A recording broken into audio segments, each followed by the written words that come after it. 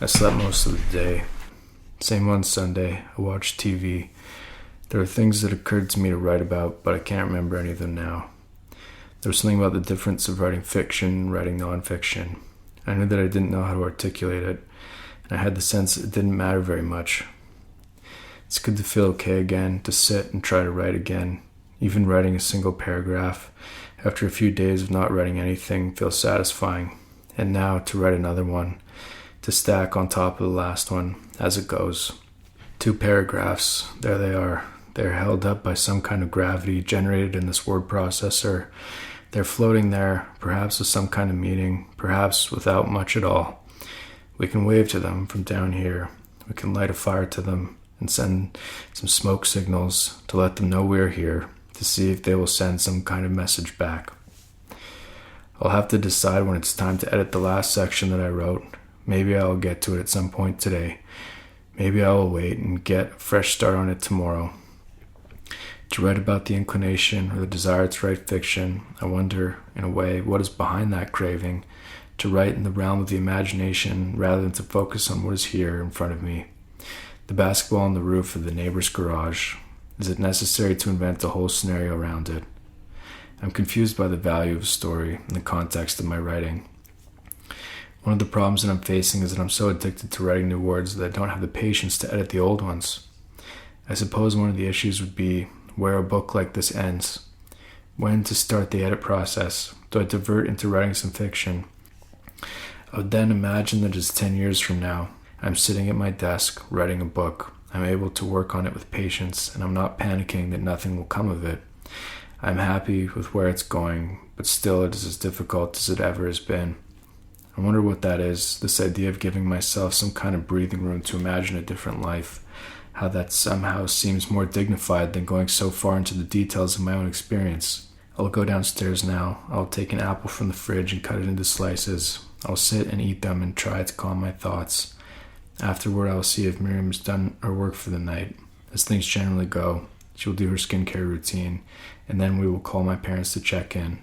And then we can finish the movie we started watching last night. I've been editing what I wrote last week. I began at about 3 in the morning. I couldn't sleep. I worked until about 5:30 in the morning and then went back to sleep for a few hours. When I woke up, I was able to continue with it for another hour or so. I went to have some breakfast before Nora woke up. I ate 3 soft-boiled eggs. We went for a walk in the rain. When we came home, I sat with her. We played with her new xylophone.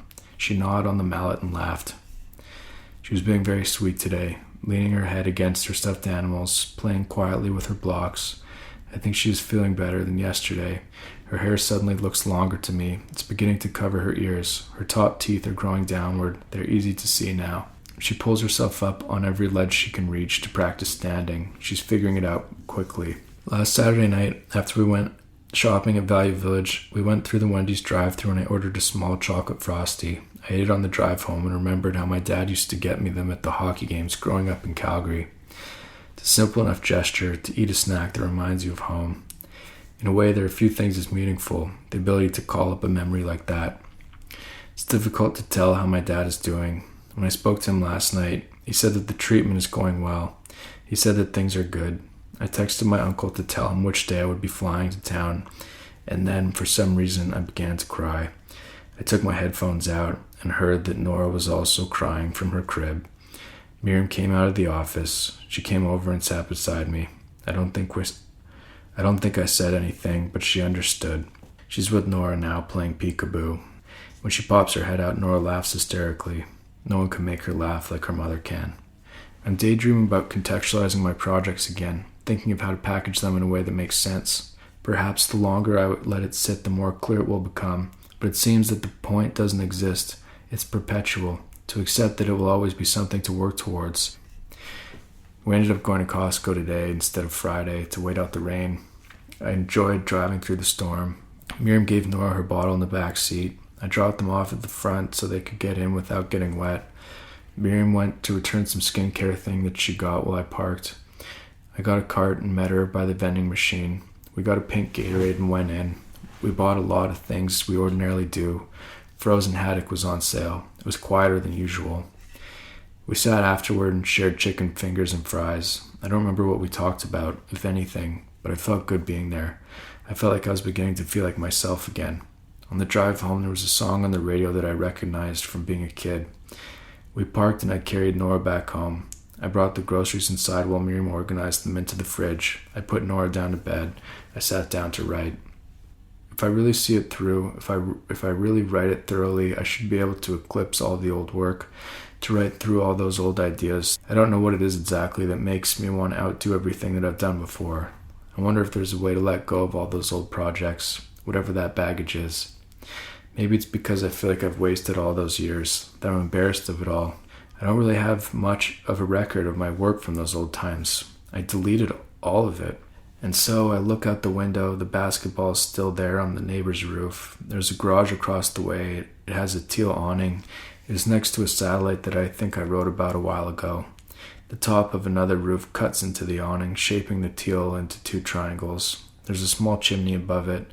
The steam spouts out and around in the rain. It really is as mundane as can be. I really have no idea what could be useful about it. I don't know if there's any reason to describe it. It seems really pointless. But that said, if you focus and see what's there, if you really can look at it, to get past how mundane it seems, how little you think anyone will care about it, you can see. And with some level of detail and focus, some kind of meaning might present itself. But still, it's boring. It seems like a lot of what motivates me is when I start feeling uncomfortable about what I made in the past.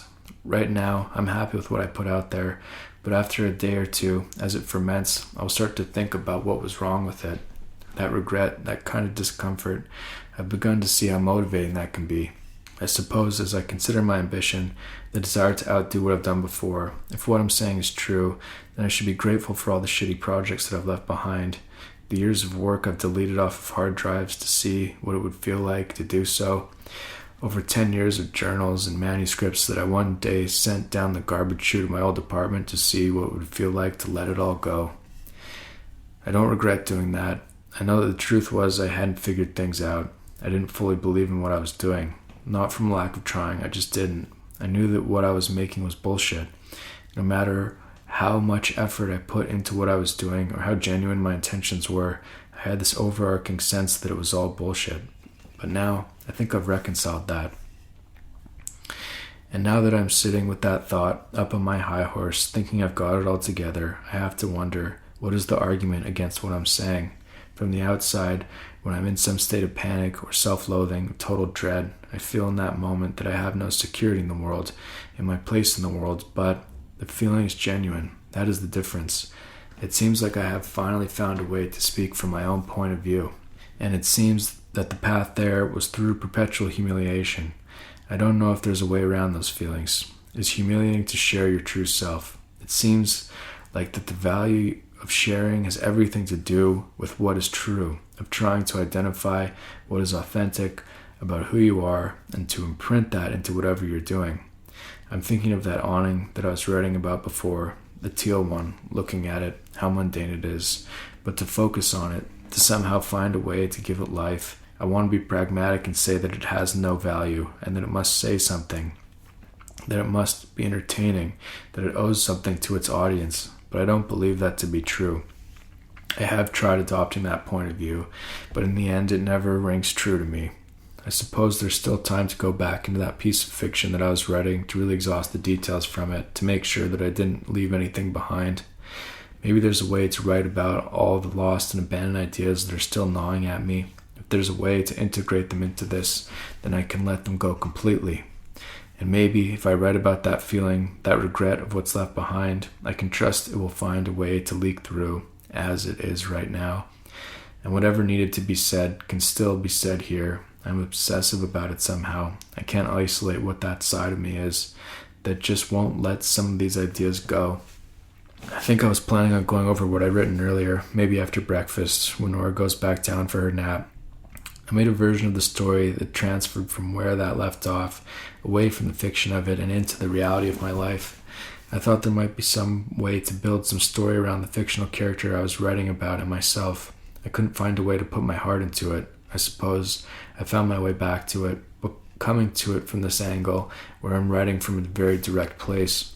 Maybe there's some significance to that. Maybe there's more significance to the fact that I can't seem to let go of that work than the work itself. This craving to feel like I have a fresh start, to eclipse all that has come before now. I was writing a bit about it yesterday, how motivating it can be to want to make something that reconciles what I've done in the past. The craving to delete everything, the craving to make something that renders all of this previous work obsolete. If there's a way of taking the past and finding some kind of angle to understand it, to accept it, I suppose that might be it, to find a way to accept myself.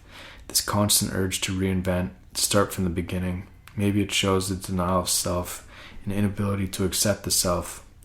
This idea of total self-acceptance, it would be egregious to think that it's possible to the extent that it seems like it is. Somehow it seems like there's a switch that can be turned on, a switch we were searching for in the dark, but eventually we have to stop moving, if only for a moment, if only for long enough to realize that self-acceptance is more or less an illusion.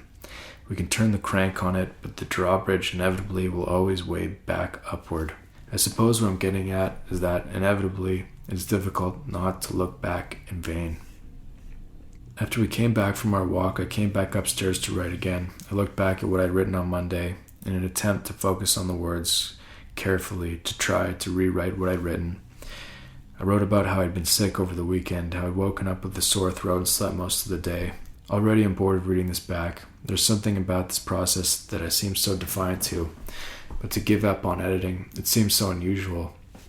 I used to edit my work so extensively. I would go over every sentence so many times. It seemed like I spent more time editing than I did actually writing in the first place, but nowadays I couldn't do it.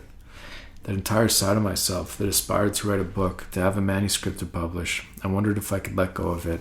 But at the bottom of whatever I'm talking about is a great discomfort, trying to sort out what I want to, what form that I want it to take. Somehow, it takes up so much of my energy.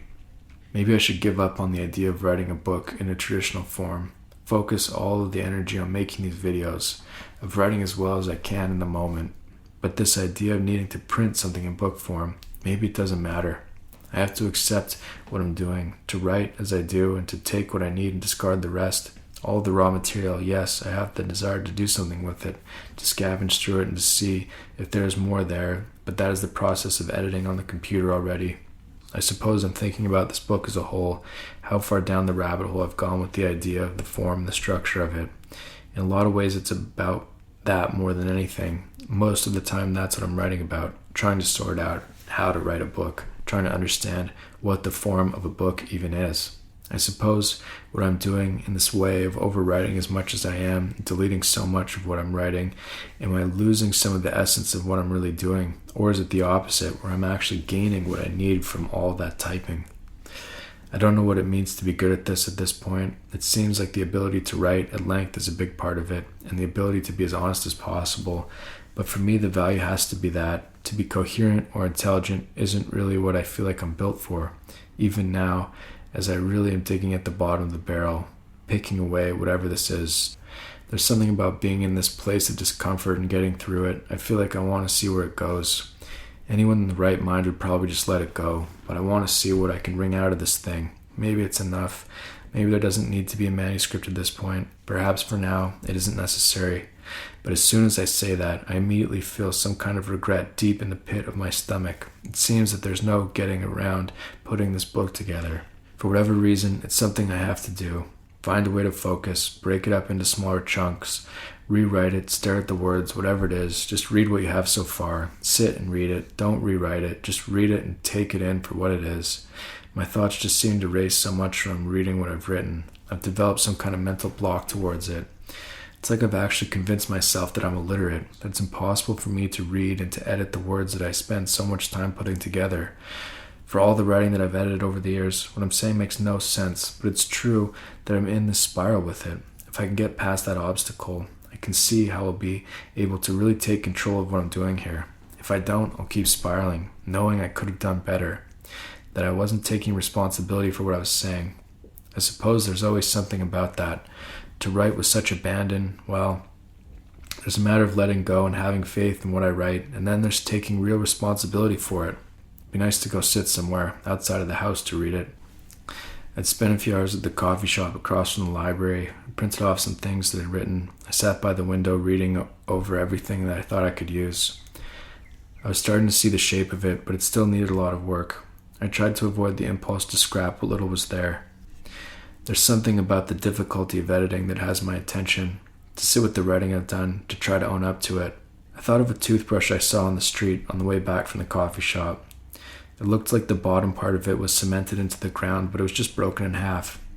I suppose I feel like I've lost my footing a bit, in which direction to move forward with, but it's true that I never know. So I don't know why I think that I should or ever will feel grounded in any of this. That often is what writing is, figuring out what happens next. I keep banging my head against the wall trying to sort out an editing process, trying to figure out how to edit, how to shape all of it into something. I have the sense that I'm so uninvolved in the world. Even yesterday, when I was on the subway, I'm out so little these days that I felt like I was on a Disneyland ride, seeing the lights and all of the people from all walks of life, remembering how much there is to imagine, judging a person by the way they look, the clothes they've chosen, where they've decided to sit on the train. I suppose I began to notice that I have an actual interest in people. I've been out so little that I was happy to see all those people on the subway. I walked down the street near where I used to live, and it all seemed so new to me. I felt some strange comfort there, remembering how many times I walked there. I went to the movie theater. I was happy to be there. I'm thinking of how defeated I felt by the writing that I've been working on. I still do in a way, but I think I have some sense of hope or optimism now that I will figure out what I need to in order to get this sorted.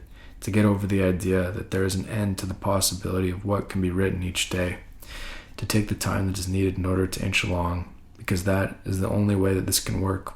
When I was walking down the street yesterday, I found myself thinking of this personality that I've been creating. As much as my intention is to write about my true self, it is still just a representation of reality. It's the capacity of what I'm able to show. But I know surely there must be a lot that I'm missing. The extent to which I've been interrogating myself is antagonizing, and lately I've had the sense that I've gone farther than I should have, lifting up the floorboards and exposing any misery I can possibly find. For whatever reason, I feel the need to do so. I can imagine so many different criticisms to what I'm doing, but still, I keep going ahead, maybe even despite myself. As I write this, I've been neglecting the time. I should go down and start making dinner. We're having fried fish. I'm thinking of the sandwich shop that I worked at when I was in the 10th grade. The place was about a 10-minute walk away from my parents' house. I was making either 4 something or 5 something per hour. I began smoking cigarettes then. I remember once getting thrown into the dumpster in the alleyway. I remember getting a piece of bread caught in the oven once and the whole place filled with smoke. I remember filling the sauce bottles up. I remember my friend got his hand stuck in the meat slicer and had to get stitches. I remember our manager was a weed dealer and we could get paid portions of our checks in weed if we wanted. This was long before it was legal. I remember the fridge in the back, the buckets of sauce. We used to sit and smoke cigarettes in the back hallway. I think I remember learning to use a mop there. I feel like I should remember more about that place and what it was like to work my first job, but I really don't. I suppose I could fictionalize what happened, try to write some dialogue and sequence everything into some kind of order. I did do that more or less with the script I wrote a few years ago. There were 2 versions of myself, one as a kid working there and another as a version of myself now. It would have been good to have sorted that story out. There was something behind it that meant a lot to me, but somehow I lost sight of it. I feel a bit sick to my stomach having let that story go. It still needed a lot of work, but I put so much into it. I don't know why I let it go. It depresses me thinking about it. I'd like to go back to the totality of all of this long-form writing at some point, to try to carve out some understanding of what it might be. I think one of the main issues is that the plot is centered around my dad's illness. I have the sense that I'm using this project as an attempt to protect myself from it. If I were to write the ending, I suppose, what would that look like if I knew that whatever this was, it had to end now? What am I waiting for, really? Is there something that I need to say that I haven't yet? Where could all of this possibly end? I've noticed in the past few months that I've had this ongoing thought that I won't be alive to see my daughter grow up. I don't know if it's necessarily a fear or an anxiety or anything like that. It feels like this objective thought that keeps occurring to me, that somehow I will only get so far. When I think of the possibility of getting to watch her grow up, of getting to know her throughout the years, I have the sense that it is too good to be true. I feel like there's this sin attached to this thought, that anyone who would hear me say it would be ashamed to hear me say it, but somehow it stayed with me. When I imagine the future of the best possible scenario, as I've written before, it is that we're out together, the two of us, eating lunch at a restaurant. Somehow this image I have of us, it seems out of reach, perhaps because it is so far into the future. I imagine her as her own self, into her teenage years, to know the side of her that has began to have her independence, to get her from where we are to there. She sleeps in her crib in the room next door to me. She is only 9 months old. If I was gone tomorrow, I know that she would be okay. Her mother would be able to manage, because the truth is that her father wasn't able to stay. And Miriam's mother, she made it through. They made it through together. The truth is that there's no guarantee that I will make it, that getting through every day can be difficult, sometimes for seemingly no reason at all. I would like to keep going with all of this, but I'll have to stop now. It is time to wake Nora up from her nap.